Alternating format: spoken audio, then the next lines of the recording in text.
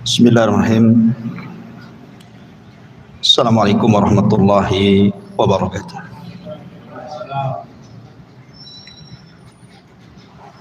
Alhamdulillah wassalatu wassalamu ala Rasulillah wa ala alihi wa sahbihi wa mawalah wa la hawla wa la quwata illa billahi wa ba'du. Alhamdulillah, di malam hari ini kembali kita bisa duduk di Masjid Muhajirin. Salawat dan salam kita hadiahkan kepada Rasul kita Nabi besar Muhammad sallallahu alaihi wa ala alihi wasallam. Lanjutkan kajian kita, masih meneruskan Qasasul Anbiya, kisah-kisah para nabi dalam Al-Quran. Dan malam ini kita akan kisahkan kisah Nabi Allah Ishaq alaihi salatu wassalam. Nabi Ishaq adalah seorang nabi. Ayahnya seorang nabi, saudaranya juga seorang nabi, dan dia memiliki putra juga seorang nabi. Ayahnya Nabi Allah Ibrahim Khalilur Rahman, dia seorang nabi. Kemudian saudaranya juga Nabi Allah Ismail alaihi salatu wassalam, juga seorang nabi. Bahkan putra beliau Nabi Yaqub alaihi salatu wassalam juga seorang nabi, dan cucunya juga Nabi Allah Yusuf seorang nabi. Artinya bahwa nabi ini dikelilingi oleh para nabi. Kalau kita cerita tentang kisah Ishaq alaihi salam, maka tidak lepas daripada kisah Ibrahim alaihi salatu wassalam.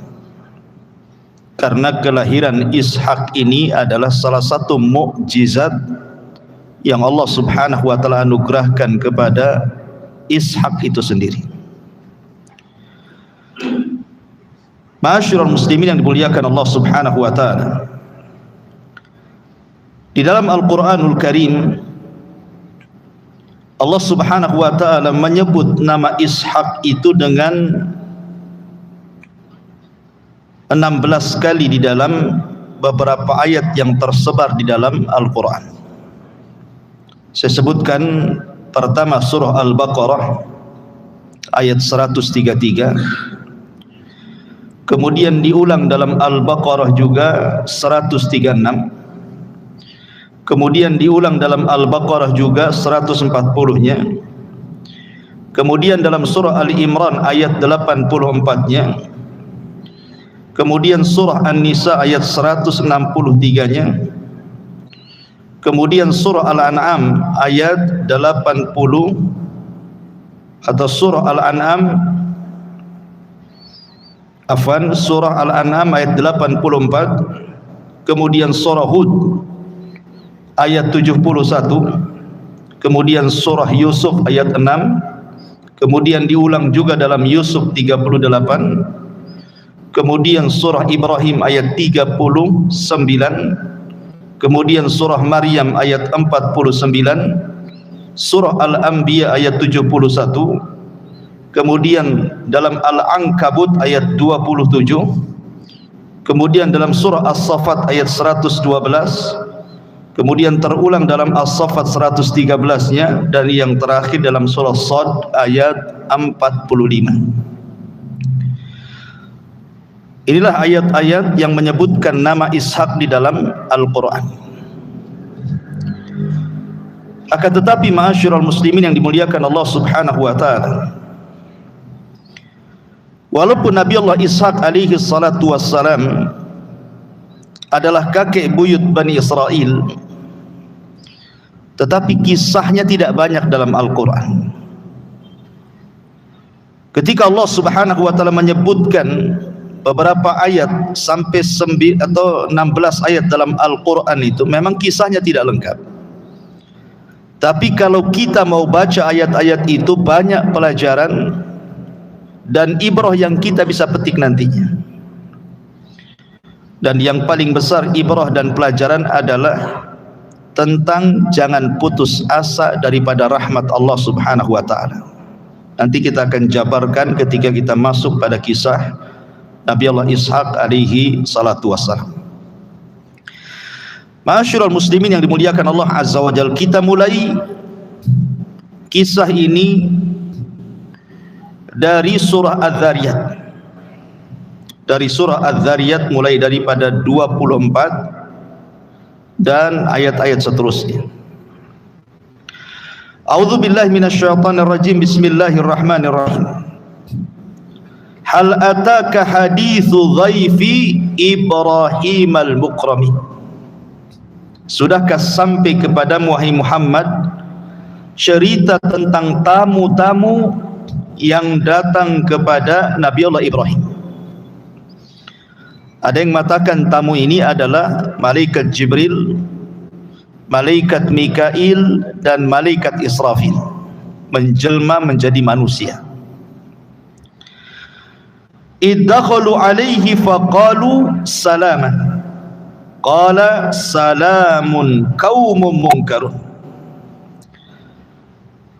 Kalimat ini menunjukkan mufajah, artinya secara tiba-tiba Ibrahim dikagetkan ketika tiga malaikat ini kemudian masuk ke tempatnya dan mengucapkan kalimat salam.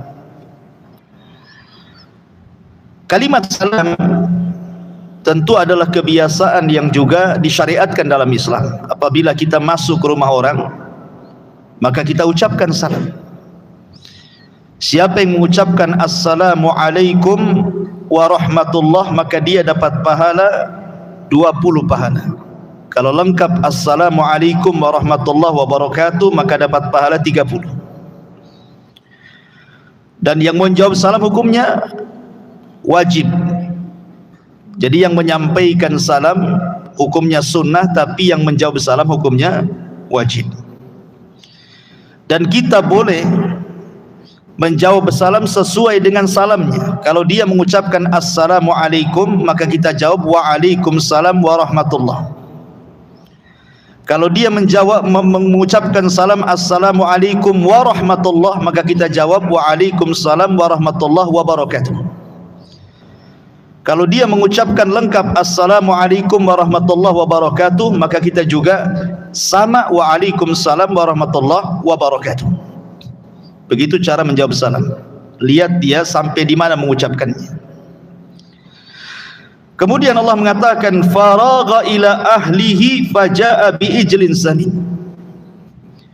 Ibrahim itu diambil dari dua kata Abu Ibrahim. Bahasa Ibrani artinya dia adalah Abul Adiyah, bapaknya tamu. Jadi Ibrahim itu memang setiap hari membuka pintu rumahnya untuk para tamu. Jadi memang sudah terbiasa menjamu tamu itu. Bahkan Ibrahim itu pernah punya penangkaran unta. Jadi setiap ada tamu maka akan disembelihkan unta. Subhanallah Ibrahim itu. Karena di zaman itu tamu beda dengan di zaman sekarang kan. Kalau di zaman sekarang kadang-kadang tamu itu kalau datang ke tempat kita walaupun dia orang jauh, terkadang sudah makan di jalan. Karena banyak warung, banyak restoran sepanjang jalan gitu ya.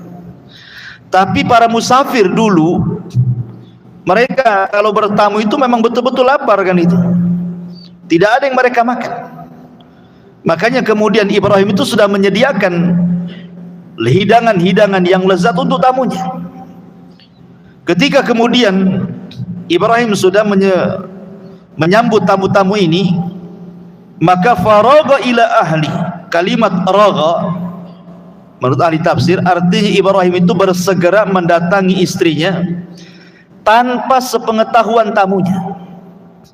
Jadi Ibrahim itu segera memberitahu istrinya untuk menghidangkan makanan, menyediakan makanan, menyiapkan makanan tanpa sepengetahuan tamunya dan bersegera.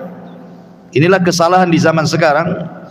Kalau ada tamu kita ini banyak tanya, mau kopi, mau teh, mau apa, nggak usah ditanya, ya, nggak perlu ditawarkan seperti itu. Jadi Al-Quran memberikan kaidah menghormati tamu. Faragha ila ahli, sebelum tamu ini bicara, langsung kita ngomong ke istri kita, cepat sediakan minuman, makanan, tanpa harus ditawarkan dulu. Kalau dia suka, alhamdulillah dimakan. Kalau tidak suka, tidak dimakan, tidak ada masalah. Yang penting kita sudah ikramul dhaif, namanya ya, memuliakan tamu. Faragha ila ahli faja'a bi ijlin samin, maka diam-diam dan segera Ibrahim pergi menemui keluarganya. Padahal Ibrahim itu kan cuma hidup berdua, tidak ada keluarganya, maksudnya karena kan ketika itu belum punya anak. Sementara Hajar sudah diletakkan di Mekah. Nah, sementara Ibrahim cuma hidup berdua dengan istrinya. Kemudian faja'a bi ijlin samin, maka dia pun membawakan daging enak, sapi yang sangat gemuk. Dalam ayat yang lain hanin, artinya daging itu dibakar. Daging itu dibakar. Jadi betul-betul memang menghidangkan terbaik untuk tamunya. Tapi di sini lihat bahasa Quran, faja'a, maka Ibrahim yang membawakan langsung. Ibrahim tidak menyuruh pembantunya, budaknya, tidak. Untuk apa? Menunjukkan bahwa Ibrahim betul-betul memuliakan tamu. Dia bawa sendiri. Kalau kita kan enggak ya, nyuruh kalau punya pembantu, suruh pembantunya bawa. Tidak, Ibrahim mengajarkan kepada kita begini cara memuliakan tamu, langsung dibawa sama dia. Kemudian dihidangkan di hadapan tamu-tamunya itu. Faqarrabahu ilaihim, maka kemudian setelah dihidangkan makanan itu, kemudian didekatkan kepada para tamu itu. Qala, Ibrahim mengatakan, ala ta'kulun, ala ta'kulun. Lihat bahasa Ibrahim. Ibrahim tidak memerintahkan, makan kamu, enggak begitu bahasanya. Terkadang ada tuan rumah itu maksa-maksa kan, awas kalau tak makan ya, katanya. Kadang-kadang memaksa, enggak boleh. Kalau memang dia suka makan, alhamdulillah. Kalau enggak ya enggak apa-apa. Masalahnya apa? Jangan dipaksa-paksa sampai sudah kenyang pun suruh makan, suruh minum kan gitu. Itu enggak punya adab dengan tamu. Jadi Ibrahim hanya mengatakan, ala ta'kulun, mengapa kalian tidak makan? Ini kan bukan bahasa perintah kan? Hanya suruh pilihan saja, supaya tidak tersinggung tamunya. Masalahnya, setiap kemudian Ibrahim menawarkan makanan itu kepada tamunya, tamu ini tidak mau memandang makanannya, tidak mau memandang minumannya. Tentu Ibrahim merasa ketakutan, nih tamu kok kayak gini gitu ya. Ini siapa tamu ini? Jangan-jangan orang jahat pula. Masalahnya anak-anak muda gitu ya, kekar-kekar lagi kan. Maka disebutkan fa'aujasa minhum khifah, maka Ibrahim pun merasa takut. Kenapa? Kalau dia ditawarkan makanannya malah yang dipandang dirinya, ditawarkan minumannya malah yang dipandang dirinya. Ini siapa orang ini? Karena Ibrahim itu kan gak kenal mereka. Mereka pun mengagetkan Ibrahim, tahu-tahu datang. Tapi Ibrahim kan tidak melihat-lihat orang, siapa dia, enggak. Walaupun Ibrahim tidak kenal orang itu, yang jelas dia orang jauh, tamu, tetap oleh Ibrahim tidak dibeda-bedakan antara tamu yang dikenal dan tamu yang tidak dikenal. Tetap saja Ibrahim memuliakan. Maka Ibrahim merasa takut. Maka tamu-tamu itu mengatakan, qalu la takhaf, jangan takut. Menunjukkan bahwa adab bertamu juga harus memberikan keamanan kepada sahibul bait. Jangan merepotkan sahibul bait. Terkadang kita ini sebagai tamu merepotkan tuh sahibul bait. Ada bakso enggak? Minta bakso pula dia. Jangan kopi lah, teh tarik saja katanya. Nawar pula dia. Jadi jangan merepotkan sahibul bait. Makanya di sini malaikat juga, tamu-tamu yang datang kepada Ibrahim ini mengatakan, la taqab, jangan takut. Artinya berikan keamanan kepada sahibul bait itu. Jangan merepotkan. Wa basyaruhu bi gulamin alim. Dalam ayat yang lain, wa basyaruhu bi gulamin halim. Lalu mereka pun menghabar gembirakan kepada Ibrahim dengan kelahiran seorang anak yang alim, yang cerdas, dalam riwayat halim, yang berakhlak. Lah ketika itu, namanya Ibrahim kan berdua hidupnya dengan istrinya dan tidak ada tamu perempuan, ya tentu istrinya pun mendengarkan ucapan Ibrahim dengan tamunya. Jadi ketika tamu ini menceritakan bahwa dia adalah seorang utusan dari Allah Subhanahu wa taala, mereka adalah para malaikat, mereka ditugaskan dua tugas. Pertama, menghancurkan kaum Sodom, yang kedua, menghabar gembirakan kepada Ibrahim akan kelahiran Ishak. Makanya kemudian fa'aqbalat imra'atuhu fi surratin fadhahikat wajhaha wa qalat ajuzun akim. Kemudian istrinya datang, tiba-tiba heran. Herannya kenapa? Dia sudah tua, usianya 90 tahun. Ibrahim sudah di atas 100 tahun. Tiba-tiba malaikat ini menghabar gembirakan akan kelahiran Ishak, sementara dia sendiri orang yang mandul. Dia wanita mandul, sudah tua. Tiba-tiba malaikat mengatakan kau akan punya anak Ishak. Kayaknya lucu, makanya fadhahikat wajah. Tiba-tiba dia tertawa. Istrinya itu tertawa, percaya nggak percaya masalahnya. Makanya dalam bahasa Ibrani, dhahikat, tertawa itu Ishak artinya. Ishak itu bukan bahasa Arab, bahasa Ibrani. Maknanya dhahik, tertawa. Makanya ketika punya anak diberi nama Ishak. Ishak itu artinya tertawa, gitu maksudnya. Ada dua penafsiran para ulama. Yang tertawa ini siapa? Ada yang mengatakan bahwa yang tertawa itu Ishak sendiri. Jadi ketika Ishak lahir, bayi itu tertawa. Jadi pas lahir dia tertawa gitu, bayi-bayi keluar tertawa dia. Makanya diberi nama Ishak. Tapi ada juga yang mengatakan bahwa yang tertawa adalah ibundanya. Tertawa ibundanya, makanya anaknya ketika lahir disebut Ishak. Dan Ishak dalam bahasa Arab itu kan bahasa Ibrani, kalau di bahasa Arab kan artinya dhahuk, dalam bahasa kitanya artinya tertawa. Jadi itu sebab kenapa kemudian Nabi ini diberi nama Ishak gitu ya. Diambil dari tertawa tadi. Baru kemudian qalu, mereka mengatakan kadzalika qala rabbuk innahu huwal hakimul alim. Demikianlah Tuhanmu berfirman, sungguh dialah yang maha bijaksana dan maha mengetahui. Kenapa? Karena Ibrahim terus berdoa masalahnya. Dia tidak pernah bosan berdoa kepada Allah untuk minta anak, dan Allah maha mengetahui doanya. Dari sini saya katakan tadi, di antara faedahnya adalah kalau kita cerita tentang kisah-kisah Ishak ini, jangan putus asa dari rahmat Allah. Ibrahim sudah tua, istrinya sudah tua, mandul lagi. Tapi karena tidak putus asa dari rahmat Allah, terus berdoa, minta anak, lama-lama dikasih juga. Di zaman Nabi Musa alaihi salatu wassalam, ada seorang wanita yang sudah lama menikah, tidak punya anak. Datang kepada Nabi Musa dan mengatakan, ya Musa, anta kalimur rahman, engkau nabi yang suka berdialog dengan Allah. Cobalah kau datangi Rabbmu, berdoalah untukku agar aku punya anak. Maka Musa pun kemudian berdoa kepada Allah, kemudian berdialog dengan Allah dan mengatakan, ya Rabb, ada seorang wanita datang kepadaku, dia menghendaki keturunan, berikanlah keturunan kepada dia.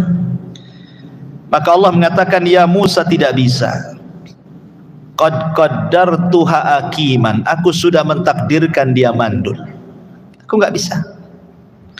Akhirnya Musa menghabarkan kepada wanita itu, tidak bisa, Allah menghabarkan kepadaku kau mandul, kau nggak punya anak. Wanita ini tidak bosan-bosan datang lagi ke Musa, jawabannya sama. Datang lagi kepada Musa, jawabannya sama. Akhirnya menangis wanita ini, pergi, akhirnya tidak datang lagi. Setelah bertahun-tahun, kemudian Musa pun dikagetkan berjumpa dengan wanita itu sedang menimang-nimang anak. Kata Musa, itu anak siapa? Kata wanita ini anakku, katanya. Musa heran karena dia sudah bertanya kepada Allah bahwa Allah mentakdirkan dia akim, dia mandul. Kenapa sekarang punya anak?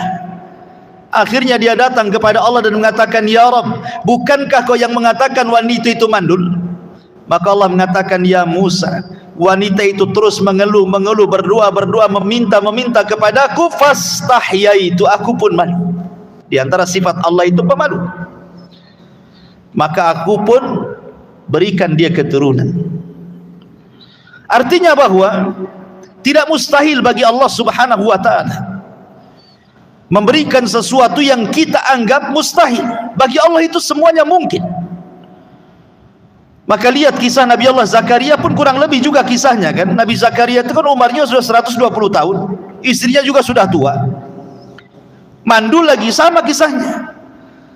Tapi Nabi Zakaria ketika bolak-balik masuk mihrab tempatnya Maryam beribadah, tiba-tiba melihat ada makanan, ada buah-buahan yang harusnya di musim dingin, ada pula di musim panas, atau sebaliknya. Zakaria heran dan mengatakan, "Anna laki hadza?" Dari mana makanan ini semua? Maryam mengatakan, "Hadza min indillah." Ini semua datang dari Allah. Begitu saja ada, katanya. Maka Zari berpikir, kalau Allah mampu mendatangkan makanan di musim panas yang harusnya ada di musim dingin atau sebaliknya, tidak mustahil bagi Allah memberikan keturunan kepada dia. Akhirnya dia mulai mengikuti jejak Maryam. Dia masuk ke dalam mihrabnya, tidak pernah keluar-keluar, beribadah, ruku, sujud, berdoa.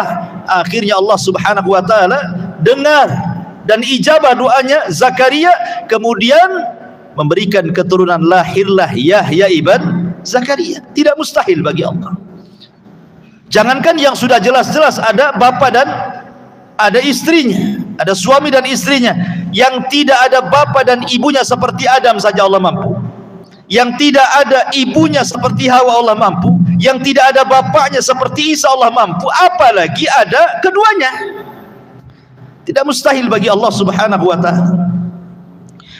Ma'asyiral muslimin yang dimuliakan Allah Azza wa Jalla, dalam surah Hud juga kurang lebih kisahnya sama.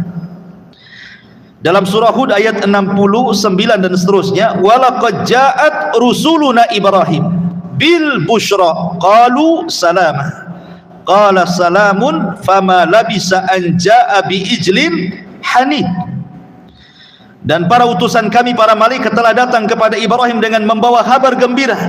Mereka mengucapkan salam, artinya mengucapkan assalamualaikum ya Ibrahim.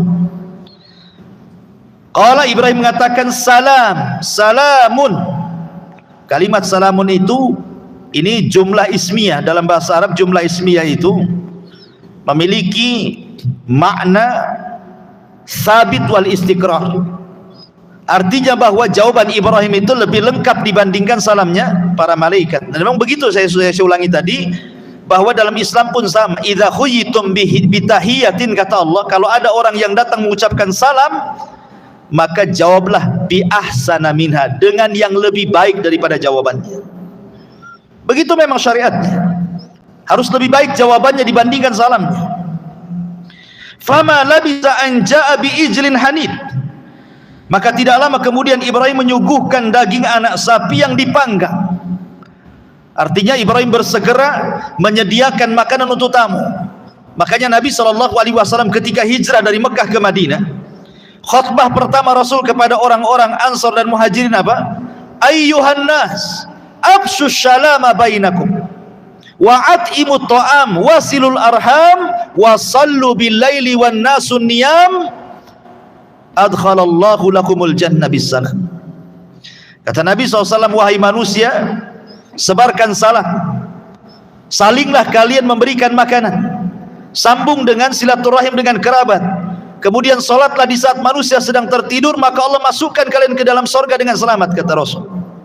Di sini ada kata-kata wa'atimu ta'am, saling memberikan makanan, apalagi kepada tamu. Makanya kemudian di antara syariat Nabi SAW, man kana yu'minu billahi wal yaumil akhir falyukrim dhaifahu.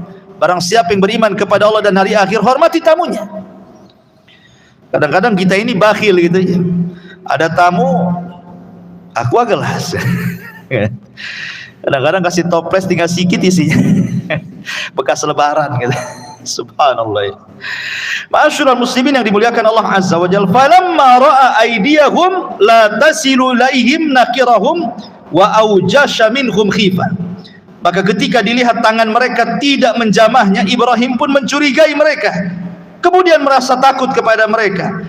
Maka para malaikat mengatakan, la takhaf, inna arsalna ila qaumi Lutin. Jangan takut, kami diutus Allah untuk menghancurkan kaum Lut. Wa mra'atuhu qa'imatun. Ketika malaikat ini mengatakan dia akan menghancurkan kaum Lut, istrinya Ibrahim langsung berdiri. Fadhahikat, dia pun senang. Kenapa?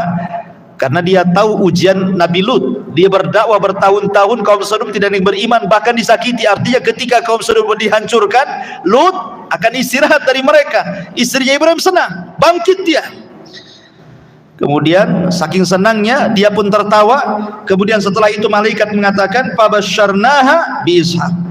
Maka kami habarkan kepada istrimu Ibrahim akan kelahiran Ishak, wa min wara'i Ishaq Yaqub, bahkan dari Ishak akan lahir Yakub. Maknanya Ibrahim akan menyaksikan kelahiran putranya Ishak dan kelahiran cucunya Yakub. Ibrahim masih hidup, jadi dia menyaksikan kelahiran anaknya Ishak dan juga cucunya Yakub, dan dua-duanya jadi nabi. Kemudian istrinya mengatakan, qalat ya wailata a'alidu wa ana ajuz wa hadha ba'li syaikhan. Katanya istrinya Ibrahim ini, sungguh ajaib, mungkinkah aku akan melahirkan sementara aku sudah tua? Suami pun sama sudah tua, katanya. Inna hadha la syai'un ajib, ini benar-benar ajaib, kata istrinya. Maka malaikat mengatakan, qalu ata'jabina min amrillah rahmatullahi wa barakatuhu alaikum ahlal bait innahu hamidun majid. Mengapa engkau heran dengan ketetapan Allah Subhanahu wa taala? Itu adalah rahmat dan berkah dari Allah dicurahkan kepada kalian, wahai ahlal bait. Sesungguhnya Allah Maha terpuji lagi Maha pengasih. Ini rahmat bagi kalian, enggak perlu heran. Tidak ada yang mustahil bagi Allah. Bagi Allah itu mudah, itu katanya. Falamma dhahaba an Ibrahimur raw wa ja'athul busyra yujadiluna fi qaumi Lut. Maka ketika rasa takut hilang dari Ibrahim dan kabar gembira tentang datangnya mereka, dia pun kemudian bersoal jawab soal malaikat yang akan menghancurkan kaum Lut. Intinya bahwa dari dua ayat ini atau dua surat ini, surah Az-Zariyat dan surah Hud ini, mengajarkan kepada kita bahwa kelahiran Ishak itu sebuah mukjizat besar. Kenapa dikatakan kelahirannya mukjizat? Karena tadi dilahirkan dari seorang yang sudah tua, yang mustahil punya anak, dan dari seorang wanita yang sudah tua juga dan juga mandul, tiba-tiba punya anak. Kalau bukan mukjizat apa namanya? Jadi kelahiran Ishak itu sendiri adalah mukjizat dari Allah Subhanahu wa taala kepada Ibrahim dan kepada Ishak itu sendiri. Ma'asyiral muslimin yang dimuliakan Allah Subhanahu wa taala, Ishak ini adalah adiknya daripada Ismail dan berbeda ibu. Kalau kita melihat dalam Taurat atau dalam Perjanjian Lama, disebutkan bahwa jarak antara Ishak dengan Ismail itu arba'ata asyara sana, 14 tahun. Jadi Ismail sudah usianya 14 tahun, baru kemudian Allah anugerahkan kepada Ibrahim anak kedua dari Sarah, Ishak. Jadi jaraknya antara Ishak dengan Ismail itu 14 tahun. Itu dalam Perjanjian Lama, maksudnya dalam Taurat. Tapi dalam Islam jaraknya tidak jauh, 5 sanawat. Ada yang mengatakan 5 tahun saja jarak antara Ismail dengan kelahiran Ishak. Dan di sini menunjukkan bahwa Ismail lebih dahulu dibandingkan Ishak. Karena orang-orang Yahudi mereka mengatakan bahwa anak yang disembelih itu bukan Ismail tetapi Ishak. Mereka mengklaim demikian. Jadi kisah tentang penyembelihan yang ma'ruf dalam Islam, orang-orang Yahudi mengatakan Az-Zabi, anak yang disembelih putra Ibrahim itu bukan Ismail tapi Ishak. Mereka mengatakan seperti itu. Kemudian Orang-orang Yahudi juga mencela Ismail dengan mengatakan itu anak budak. Bahkan diusir lagi sama istri sahnya Sarah gitu ya, sampai akhirnya kemudian hijrah ke Mekah. Maka dalam Islam kita katakan bahwa justru terbalik, bahwa az-zabih, anak yang disembelih oleh Ibrahim itu bukan Ishak tetapi Ismail. Dalilnya adalah kisah daripada Al-Quran ketika menceritakan penyembelihan Ismail. Perhatikan ayatnya dalam surah As-Saffat ayat ke-101, dan ini sudah saya ceritakan ketika menceritakan tentang kisah Ismail. Fabasyarnahu bigulamin halim, maka kami habarkan kepada Ibrahim dengan anak yang berakhlak, maksudnya Ismail. Falamma balagha ma'ahu sa'ya, ketika usia Ismail sudah belasan tahun, sudah bisa diajak bicara, minta tolong, sudah bisa diajak dialog. Qala, maka Ibrahim mengatakan, ya bunayya, inni ara fil manami anni azbahuka fanzur madza tara. Wahai anakku, semalam ayahmu, kata Ibrahim, bermimpi bahwa ayahmu menyembelih kamu, bagaimana pendapatmu? Qala, maka Ismail mengatakan, ya abatif al ma tu'mar satajiduni insyaallahu minas sabirin. Wahai ayahku, kalau ini perintah Allah, lakukan saja, engkau akan dapati anakmu ini insyaallah termasuk hamba Allah yang sabar. Falamma aslama, ketika keduanya sudah menyerahkan diri kepada Allah, watallahu lil jabin, dan Ibrahim sudah menggorok leher Ismail, wa nadainahu ayya Ibrahim qad saddaqta ru'ya. Tiba-tiba ada panggilan dari langit dan mengatakan, wahai Ibrahim, engkau sudah membenarkan mimpimu. Inna kadzalika nazil muhsin, begitulah kami balas kepada orang-orang yang berbuat baik. Inna hadza lahuwal balaul mubin, ini semua adalah ujian yang besar bagi Ibrahim. Wa fadainahu bidzibhin adzim, kami ganti Ismail dengan penyembelihan yang besar. Wa tarakna alaihi fil akhirin, dan akan menjadi cerita bagi orang-orang setelahnya. Salamun ala Ibrahim, keselamatan bagi Ibrahim. Kadzalika nazil muhsinin, begitulah kami balas orang-orang yang berbuat baik. Innahu min ibadinal mu'minin, sesungguhnya Ibrahim termasuk hamba kami yang beriman. Lihat setelahnya, wa basyarnahu bi ishaq, kami setelah itu kami habarkan kepada Ibrahim dengan kelahiran Ishak. Lihat tartibnya di sini. Siapa yang disembelih? Ismail, bukan Ishak. Ya. Karena setelahnya kemudian ketika Allah menceritakan tentang penyembelihan ini, baru setelah itu bicara tentang penghabaran gembira tentang Ishak. Jadi orang-orang Yahudi yang mengatakan bahwa anak yang disembelih putra Ibrahim itu adalah Ishak tidak benar, dibantah dalam Al-Quran di sini. Bahwa yang disembelih itu Ismail, bukan Ishak. Karena di ujung cerita ini baru Allah mengatakan, wa basyarnahu bi ishaq nabiyyan minas salihin, dan kami habarkan kepada Ibrahim dengan kelahiran Ishak, dan dia akan menjadi nabi dan termasuk hamba Allah yang saleh. Ma'asyiral muslimin yang dimuliakan Allah Subhanahu wa taala, ketika kemudian Ishak ini lahir, kemudian Ishak juga nasibnya sama dengan Ibrahim. Ibrahim pernah berpesan kepada Ishak, nanti kalau kamu hendak menikah, jangan menikah dengan siapapun, ambil dari keluarga bapak. Itu pesannya Ibrahim. Makanya kemudian Ibrahim pun setelah berpesan kepada Ishak, jangan menikah kecuali dari keluarga bapakmu, maka Ishak pun melamar anak pamannya, namanya Rifqah. Istrinya Ishak namanya Rifqah. Rifqah ini wanita saleh, wanita saleh, ahli ibadah luar biasa, tidak lepas daripada ibadah kepada Allah Azza wa Jal. Bahkan disebutkan biografinya oleh banyak para ulama tentang kisah wanita-wanita terbaik dalam Al-Quran. Salah satunya istri daripada Ishak namanya Rifqah, anak daripada pamannya.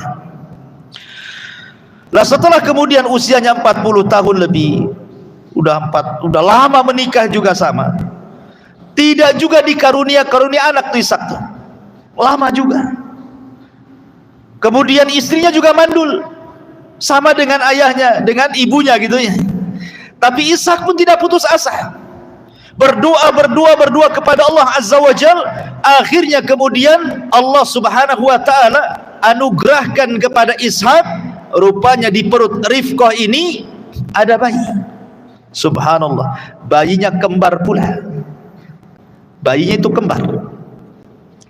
Ketika kemudian melahirkan, yang pertama dilahirkan anak pertamanya namanya Al-Is, pakai sad, Al-Is.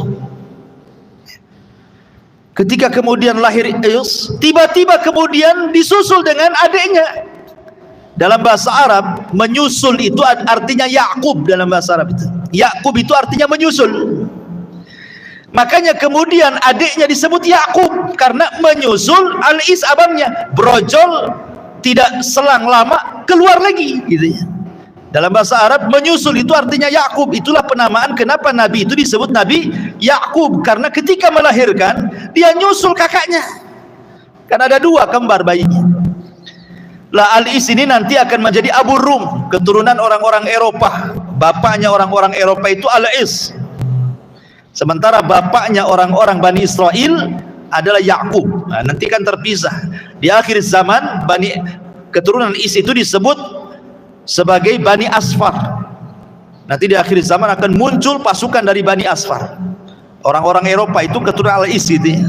Lah kalau Nabi Yakub ini karena dia suka berjalan tengah malam, tafakur, makanya kemudian dia diberi nama Israel. Isra itu artinya berjalan malam, Il itu artinya Allah.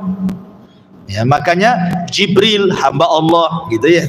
Mikail pembantu Allah gitu ya. Jadi kalau disebut Il itu artinya Allah gitu ya.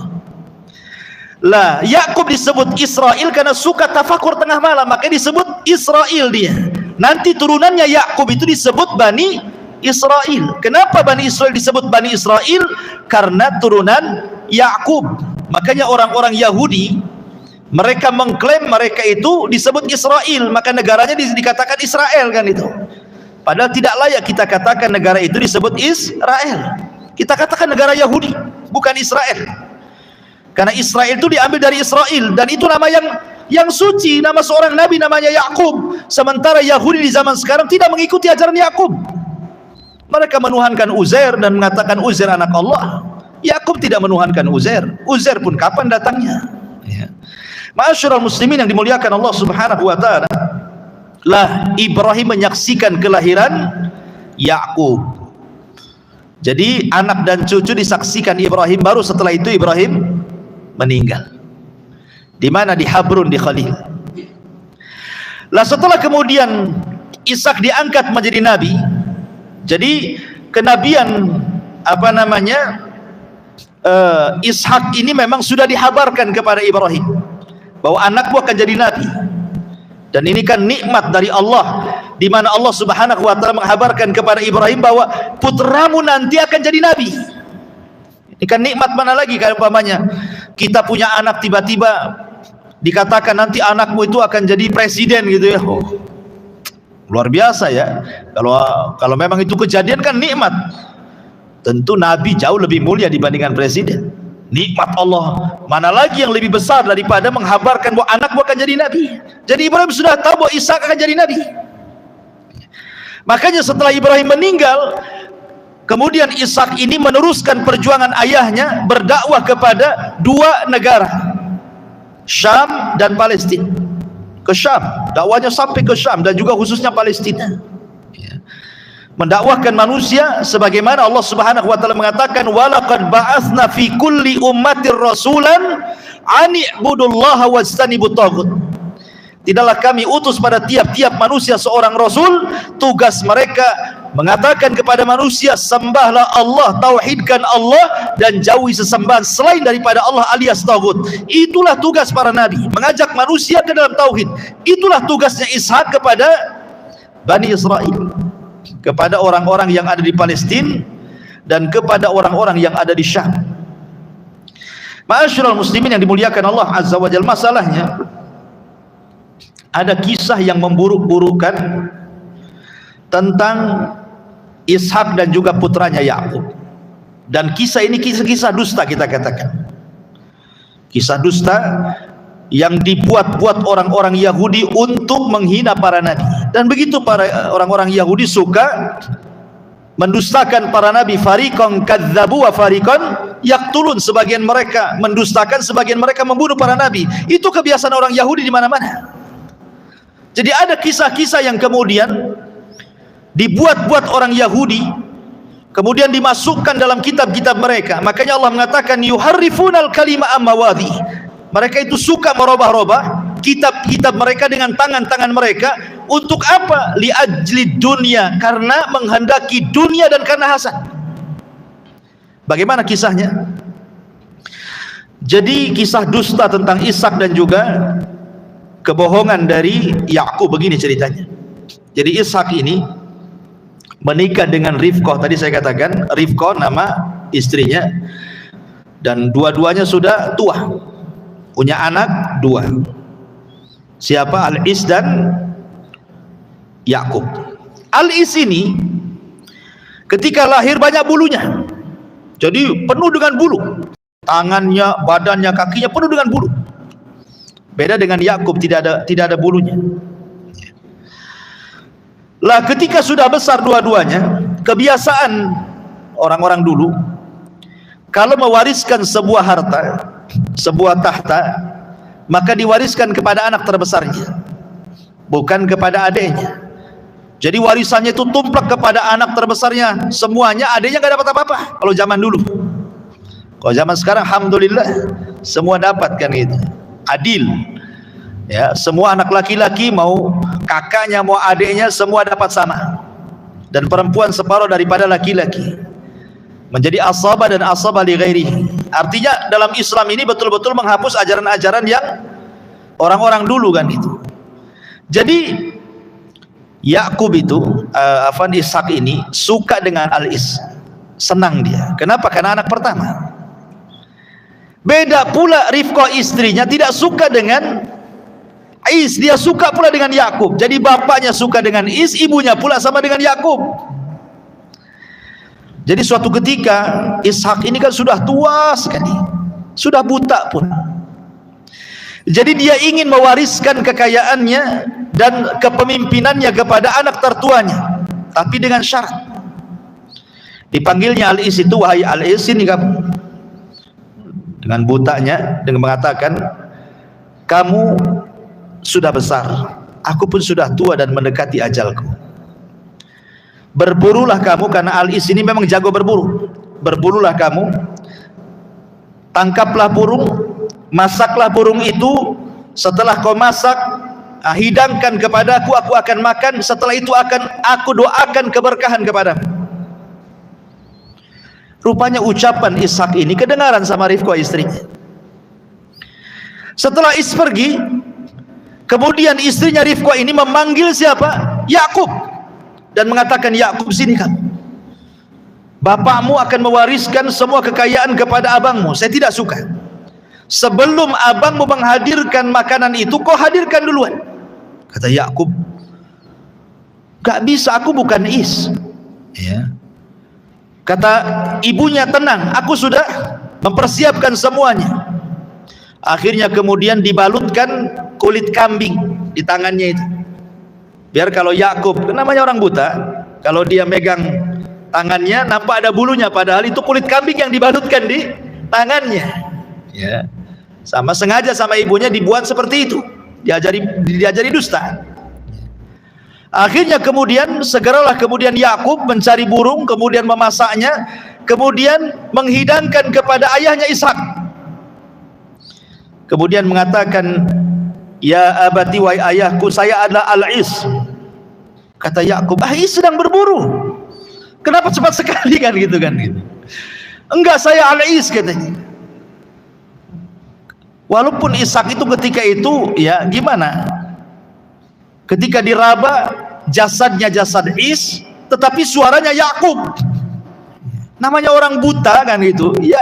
Akhirnya diiyahkan saja, disangkanya yang depan itu adalah Al-Is. Kemudian setelah dihadirkan makanan, dia makan, dipegangnya kepala Yakub, kemudian didoakan kepemimpinan dan diwariskan seluruh kekayaannya setelah dia meninggal. Selepas itu kemudian Yakub pergi. Setelah pergi datang pula Is, dia sudah dapat burung, sudah masak, sudah siap dihidangkan gitu ya. Kemudian mengatakan, ya abati, wahai bapakku, apa yang kau suruh sudah kulakukan. Saya sudah membawa daging yang siap disantap. Katanya, ya Ishak, baru tadi datang. Oh tidak, aku baru datang, katanya kan. Akhirnya kemudian dipukullah kepala Ishak ini sendiri, merasa menyesal gitu ya. Kok bisa-bisanya dia kena bohong gitu ya, kena prank bahasa kitanya. Kemudian dia pun sedih, akhirnya meninggal sebab itu. Ceritanya tidak sampai di sini. Setelah kemudian Ishak meninggal, ya sebagaimana kebiasaan, karena Yakub sudah mendapatkan mandat waris daripada Ishak, akhirnya semua kekayaannya, emasnya, ternaknya, rumahnya, kebunnya, semua diwariskan kepada Yakub. Ishak nggak dapat apa-apa, miskin dia. Saking miskinnya sampai dia kelaparan. Akhirnya dia datang kepada Yakub dan mengatakan, Yakub, berikan makanan kepada hatta kitu an amut, saya mau mati nih kalau nggak makan. Kata Yakub, oh tidak bisa, kau harus mengakui bahwa warisan itu untukku. Karena awalnya belum ada pengakuan kan itu. Kau harus mengakui dulu bahwa ini warisan punya aku, kata. Al-Is nyerah saja, nggak apa-apa, sudah itu warisan milikmu, tapi kasihlah saya makan, katanya. Akhirnya kemudian setelah dia ada pengakuan dari Al-Is, kemudian Yakub pun hanya memberikan sepiring adas, kacang adas tuh. Bayangkan ditukar dengan satu piring adas supaya dia mengakui bahwa warisan ini milik Yakub. Subhanallah. Ma'asyiral muslimin yang dimuliakan, ini cerita dusta. Bagaimana kita katakan dusta? Pertama, tidak mungkin Ishak melakukan seperti ini. Dia seorang nabi, pasti datang wahyu. Masa sebodoh itu Ishak tiba-tiba mendoakan dan sudah tahu bahwa suara itu suara Yakub? Masa langsung mendoakan gitu saja, kemudian menyerahkan warisannya? Yang kedua, Yakub ini seorang nabi, makanya Allah mengatakan termasuk hamba Allah yang saleh. Anak yang alim, yang halim, yang berakhlak, yang cerdas. Tidak mungkinlah kemudian dia mau tipu-tipu, kan bahasanya. Masa mau disuruh berdusta sama ibunya mau saja dia? Tidak mungkin, mustahil. Makanya ini cerita dusta ini. Dan ini tersebar, kalau anda baca di internet kisah tentang Yakub atau Ishak, ada tuh cerita ini selalu. Kita katakan bahwa ini cerita dusta. Ini sengaja dibuat-buat orang Yahudi untuk menjelek-jelekan para nabi dan melegalkan maksiat orang-orang Yahudi. Jadi kalau orang Yahudi mencuri, bapak kami juga mencuri. Buktinya Yakub mencuri kekayaan abangnya. Nah, jadi punya legalitas, punya semacam pengakuan jadinya kan. Jadi kalau mereka bermaksiat itu, mereka akan mengatakan, oh bapak-bapak kami juga bermaksiat, nabi-nabi kami juga bermaksiat. Maunya seperti itu orang-orang Yahudi itu. Makanya mereka membuat cerita-cerita, kemudian dimasukkan cerita itu dalam Taurat mereka supaya melegalkan maksiatnya orang-orang Yahudi. Makanya Allah mengatakan yuharrifunal kalima an mawadi. Mereka menghapus-hapuskan kalimat-kalimat, memasukkan sesuatu yang bukan pada Taurat dimasukkan ke dalam Taurat. Kemudian mereka mengatakan hadza min indillah. Ini semua datang dari Allah. Wa ma huwa min indillah, kata Allah. Itu bukan datang dari Allah, itu datang dari kalian. Ya. Ma'asyiral muslimin yang dimuliakan Allah Subhanahu wa taala. Begitulah wataknya orang-orang Yahudi. Lah kemudian setelah kemudian Ishak pun terus berdakwah kemudian meninggal, maka kemudian dia dikuburkan sama di tempat dikuburkan ayahnya Ibrahim di Habrun, di sebuah Madinah, kota disebut Al-Khalil yang ada di Palestina. Disitulah kemudian di usia Ishak, karena usianya panjang 180 tahun, meninggal di usia 180 tahun, kemudian dikuburkan di satu desa namanya Habrun di kota yang disebut Al-Khalil yang ada di Palestina. Ma'asyiral muslimin yang dimuliakan Allah Azza wa Jalla, adapun ketika dia melahirkan Yakub, ma'asyiral muslimin yang dimuliakan Allah Azza wa Jalla, Yakub sendiri ketika sudah dewasa, dia berselisih dengan abangnya Al-Is. Tidak dijelaskan apa perselisihannya, tapi yang jelas berselisih. Namanya dalam keluarga abang adik biasalah berselisih. Ya mungkin antum pernah mengalami, mungkin adanya dipukuli sama abangnya kan. Zaman dulu kan biasa, apalagi jarak usianya jauh. Oh, makin tuh jadi samsaknya kakaknya gitu ya.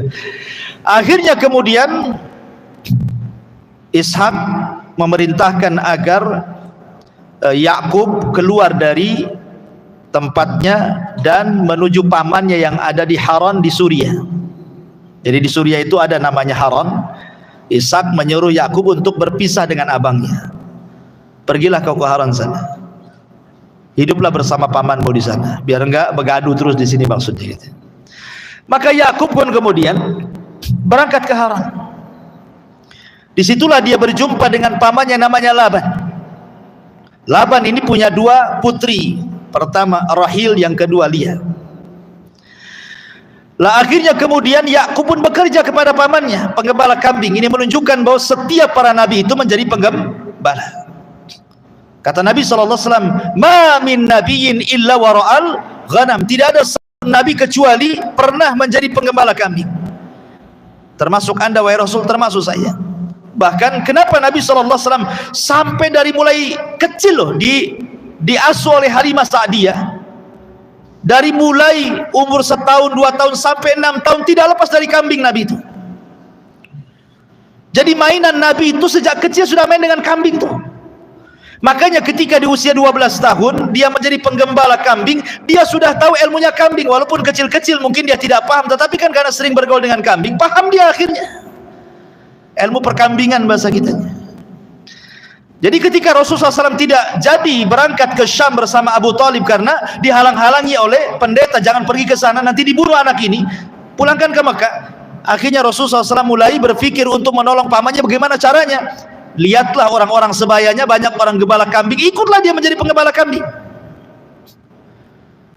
Dan penggembala kambing itu diistilahkan para ulama sebelum Rasul membimbing umat, sengaja Allah Subhanahu wa taala memerintahkan dia untuk memimpin kambing, seolah-olah memimpin kambing itu persiapan untuk memimpin umat, karena terlahir sifat-sifat kesabaran, kemudian keberanian, tawadu, ya kan? Penggembala kambing tawadu. Mana ada penggembala kambing duduk di kantor? Penggembala kambing ya tidur sama kambing lah, tawadu kan gitu ya. Kemudian sabar, kalau nggak sabar banyak matilah kambingnya, kalau sakit kan diobati. Nah, timbullah sifat sabar, rahmat, kasih sayang, berani, takut dicuri orang, takut ada serigala, dilawan dia, keberaniannya muncul kan itu. Jadi memang dididik. Lah, sama dengan Yakub juga sama. Akhirnya kemudian dia tertarik dengan salah satu putrinya Laban namanya Rahil, dan mengatakan, "Wahai pamanku, boleh nggak aku nikahi salah satu putrimu?" "Boleh, tapi syaratnya jadilah kau bekerja denganku selama 7 tahun. Subhanallah, karena dia mengejar wanita, 7 tahun pun dilewati dia. Namanya dia cinta dengan wanita, ingin mendapatkan wanita, laut pun diseberang, gunung pun didaki, kan itu bahasanya. Kalau orang sudah ada keinginan dengan perempuan, semua jadi. Takut pun jadi berani. Jadi sabar itu, Yakub itu menjadi penggembala kambing selama 7 tahun tuh. Setelah 7 tahun dia mengatakan kepada pamannya, "Apa yang kau syaratkan sudah kulakukan. Kapan menikah saya dengan salah satu putramu Rahil?" Rupanya ketika diiyahkan, bukan dinikahkan dengan Rahil, dinikahkan pula dengan Lia, dengan kakaknya, karena Rahil adiknya. Ketika itu ada istiadat tidak boleh melangkahi adik kakak, karena ada di kampung-kampung juga masih seperti itu kan. Jadi adiknya tidak boleh nikah kalau kakaknya belum menikah. Lah ini adat ini sudah ada tuh sejak zaman itu ya. Makanya akhirnya terpaksalah kemudian Yakub ini menikahi wanita yang tidak dicintainya karena ikut adat. Tapi dia tetap mengatakan kepada Yakub, "Saya ingin menikah dengan Rahil." Akhirnya kemudian kata Laban, "Boleh kau menikah dengan adiknya, tapi kau harus bekerja lagi 7 tahun lagi," gitu. Bayangkan 14 tahun dia mengejar 2 wanita, dan di zaman itu belum ada larangan poligami, menggabungkan 2 bersaudari. Islam datang tak boleh antajma bainal ukhtaini, mengumpulkan 2 saudari, tidak boleh dalam Islam ya, kecuali salah satunya meninggal kemudian menikahi adiknya boleh kalau meninggal, seperti Utsman bin Affan menikah dengan Ruqayyah, Ruqayyah meninggal, diambil adiknya Ummu Kulsum. Tapi kalau masih hidup dijadikan satu, berpoligami dengan dua bersaudari, tidak boleh, haram. Wa antajma'a bainal ukhtaini. Tapi syariat dulu boleh, karena Yakub menikahi dua putri Laban, ya kan?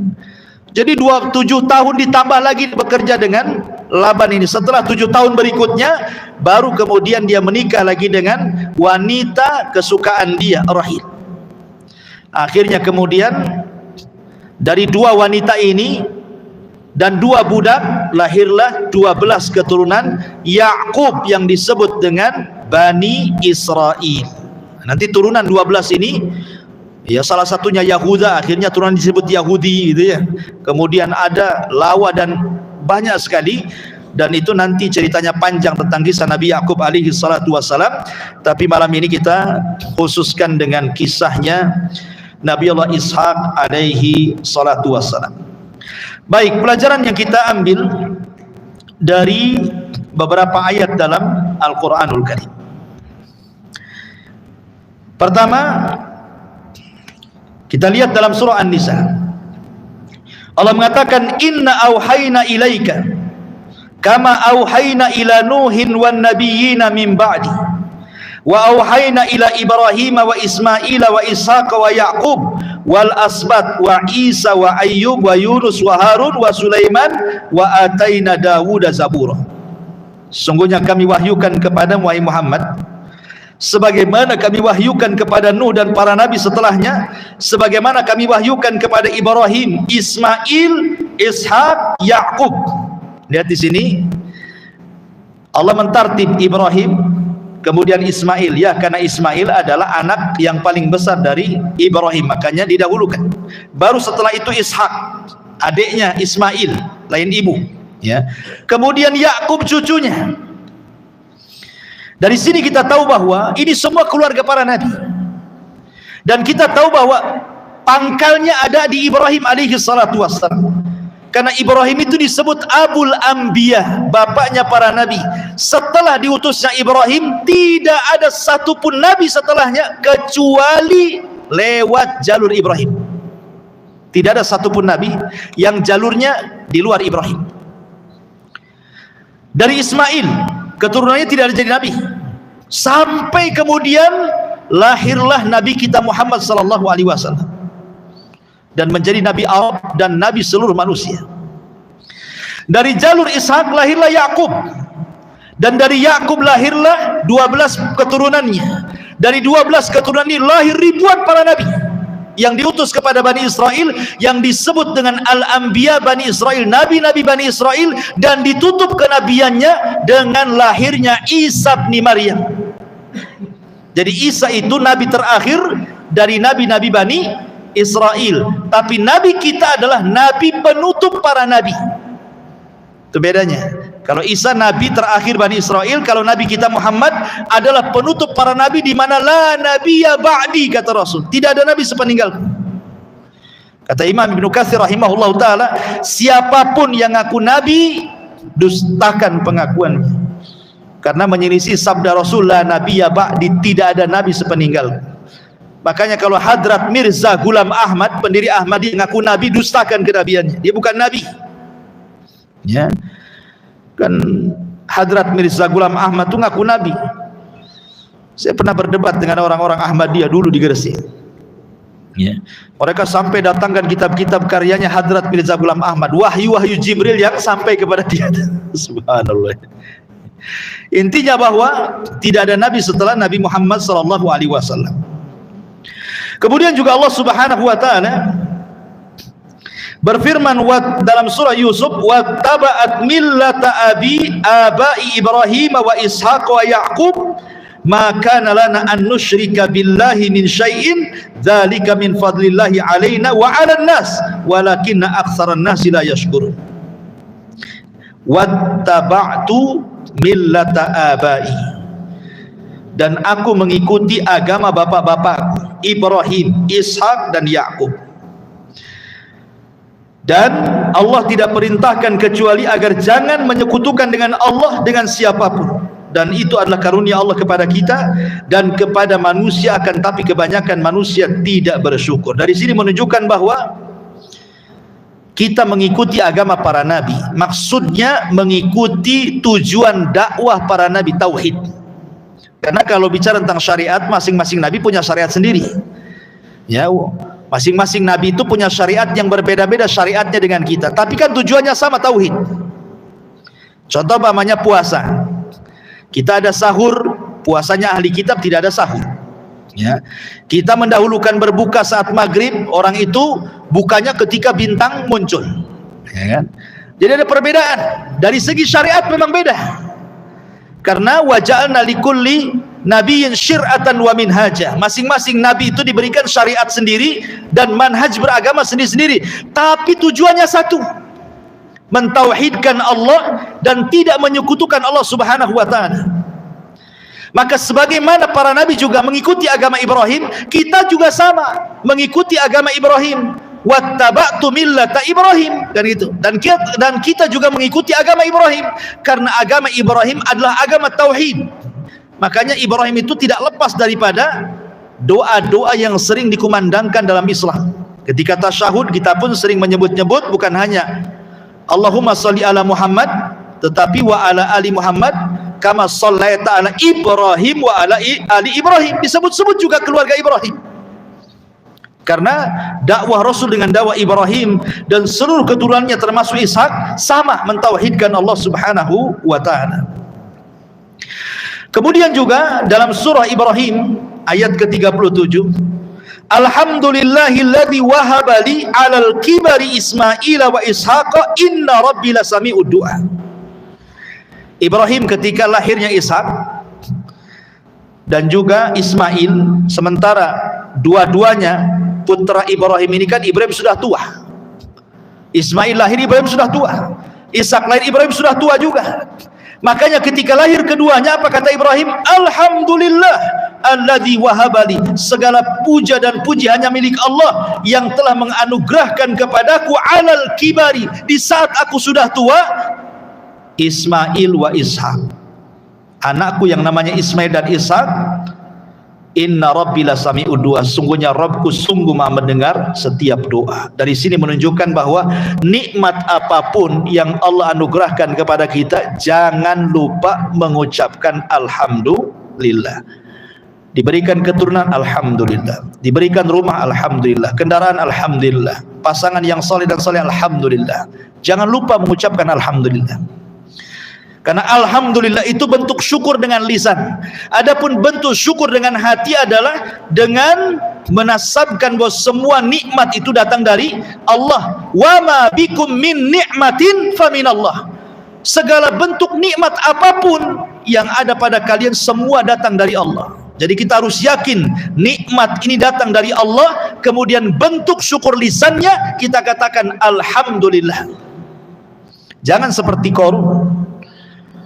Ketika kemudian datang syariat zakat, apa kata Qarun? Dia mengatakan innama utitu min ilmin indi. Bukan mengucapkan alhamdulillah. Dia mengatakan ini kekayaan datang karena kecerdasanku, katanya. Kalau aku kaya wajar aku cerdas, katanya. Jadi Qarun ini tidak menasabkan nikmat kepada Allah, tapi menasabkan nikmat kepada kecerdasan dia. Ya wajarlah aku kaya, aku kan S3, aku kuliah, aku ini masa tinggi saya sekolah kok saya miskin gitu. Seolah-olah apa? Seolah-olah kekayaan itu karena titel dia, karena kecerdasan. Bukan. Kekayaan itu datang dari Allah. Betapa banyak orang-orang yang sampai profesor, kalau memang tidak diberikan rezeki tetap miskin dia. Tapi betapa banyak orang enggak sekolah, kalau ditakdirkan kaya, kaya dia. Karena semua datang dari Allah Subhanahu wa ta'ala. Maka setiap nikmat kita katakan alhamdulillah. Ma'asyiral muslimin yang dimuliakan Allah Azza wa Jalla. Kemudian juga Allah Subhanahu wa ta'ala juga mengatakan dalam surah Al-Baqarah, Qulu amanna billah wa ma unzila ilaina wa ma unzila ila Ibrahim wa Ismail wa Ishaq wa Yaqub wal asbat wa ma utiya Musa wa Isa wa ma utiya nabiyyuna min rabbihim la nufarriqu baina ahadin minhum wa nahnu lahu muslimun. Katakan kami beriman kepada Allah dan apa yang diturunkan kepada kita dan apa yang diturunkan kepada Ibrahim, Ismail, Ishak, Yakub dan Asbat, dan apa yang diberikan kepada Musa, Isa, dan apa yang diberikan kepada para nabi dari Rabb mereka. Jangan kita membeda-bedakan mereka siapapun, dan kita semua berpasrah diri kepada Allah. Dari sini ada faedah, tidak boleh kita membeda-bedakan para nabi. Karena orang Yahudi, mereka tidak mengakui kerasulan Isa. Orang Yahudi itu tidak beriman dengan Isa. Bahkan dikatakan Isa itu anak zina, ibunya pelacur. Sampai hari ini orang Yahudi tidak mengakui Nasrani. Rupanya diulang oleh Nasrani. Orang Nasrani tidak mengakui Muhammad sallallahu alaihi wasallam. Kan gitu. Sebagaimana Yahudi tidak mengakui Isa, Nasrani pula tidak mengakui Muhammad sallallahu alaihi wasallam. Ketika orang Nasrani mengkafirkan orang Yahudi, kenapa? Karena Yahudi tidak mengakui nabi mereka. Kita pun sama kafirkan Nasrani karena orang Nasrani tidak mengakui nabi kita. Apa bedanya? Dan orang Yahudi juga tidak mengakui nabi kita. Kita kafirkan juga Yahudi. Makanya Allah mengatakan lam yakunil ladzina kafaru. Siapa kafaru? Min ahlil kitab. Siapa ahli kitab? Yahudi dan Nasrani. Mereka kafir berdasarkan nas Al-Quran. Dan kita boleh mengkafirkan Yahudi kafir, Nasrani kafir, boleh, karena Allah yang mengkafirkan. Kalau Allah katakan Yahudi kafir, kita katakan kafir. Nasrani mengatakan kafir, kita katakan kafir, karena Allah yang mengatakan kafir. Tapi kalau Allah dan Rasulnya tidak mengatakan kafir, jangan kita kafirkan. Kita hanya mengkafirkan yang Allah kafirkan, kita yang mengkafirkan yang Rasul kafirkan saja. Datang pula orang-orang yang tersinggung dari kalangan kaum muslimin, jangan mengatakan kepada ahli kitab orang kafir. Lembut sikit lah, keras sekali kalian nih katanya. Lalu apa sebagai gantinya? Ya, non muslim. Non muslim lah, apa bedanya non muslim? Ya kafir kan itu. Mau dilembutkan gimana? Bahasa Quran itu paling lembut, ikhwan. Wa man asdaqu minallahi qila. Tidak ada yang lebih benar daripada ucapan Allah, dan tidak ada yang lebih lembut dibandingkan firman Allah. Kalimat kafir itu lembut karena Allah yang mengatakan. Kalau kita mengatakan mereka kafir, itu Al-Quran yang mengatakan. Kita hanya ikut Quran saja.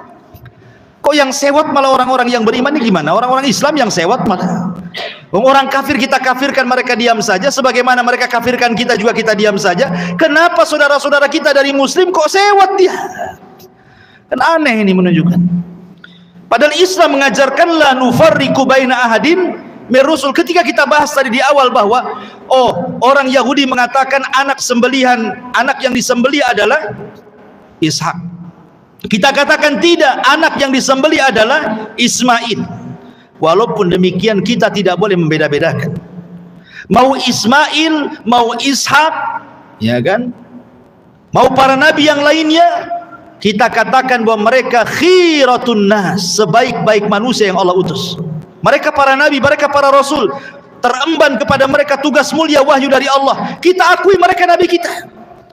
Mereka nabi, mereka rasul, diturunkan oleh Allah Azza wa Jalla untuk mendakwakan tauhid. Kita tidak boleh membeda-bedakan mereka. Walaupun Yahudi membedakan para nabi dan rasul, tidak mengakui Isa, tidak mengakui Muhammad, enggak apa-apa. Tapi kita akui nabinya Yahudi Musa, kita akui nabinya Nasrani Isa.